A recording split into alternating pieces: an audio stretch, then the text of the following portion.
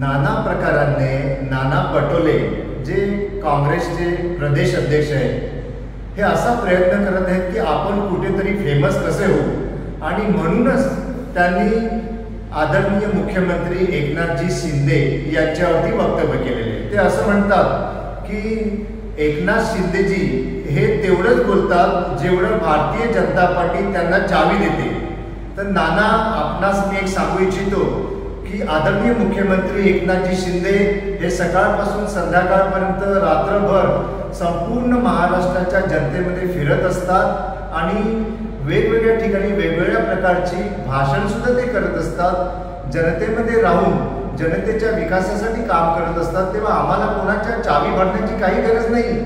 आपण देशाचे पंतप्रधान नरेंद्र मोदीजी आणि राज्याचे मुख्यमंत्री एकनाथजी शिंदे ह्या जे काही प्रसिद्ध व्यक्ती आहेत, लोकप्रिय व्यक्ती आहेत, त्यांच्यावर बोलून स्वतः कसं प्रसिद्ध होता येईल याच्याकरता प्रयत्न करतात। परंतु माझं आपणास हे सांगणं आहे की मुंबईच्या आपल्याच पक्षाच्या अध्यक्षा वर्षा गायकवाडजी या आपल्यावरती काय काय आरोप करत आहेत आपण त्याचा विचार करावा।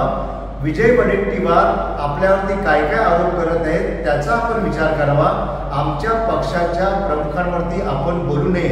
दुसरी गोष्ट आपण असं सुद्धा म्हणाला आहात की या देशामध्ये गेले 50-60 वर्षांपासून जेव्हापासून काँग्रेसचं इथे सत्ता होती तेव्हा सर्व जाती धर्माचे खास करून मुसलमान लोक गुण्यागोविंदाने इथे नांदतायत। पहा, जेव्हापासून गेल्या 10 वर्षांपासून आदरणीय नरेंद्र मोदीजींची सत्ता केंद्रामध्ये आली आणि या राज्यामध्ये मुख्यमंत्र्यांची सत्ता आली तेव्हापासून सुद्धा या राज्यामध्ये आणि केंद्रामध्ये सर्व जाती धर्माची माणसं गुण्यागोविंदाने नांदत आहेत। तेव्हा उगीच आपण थापा मारू नका।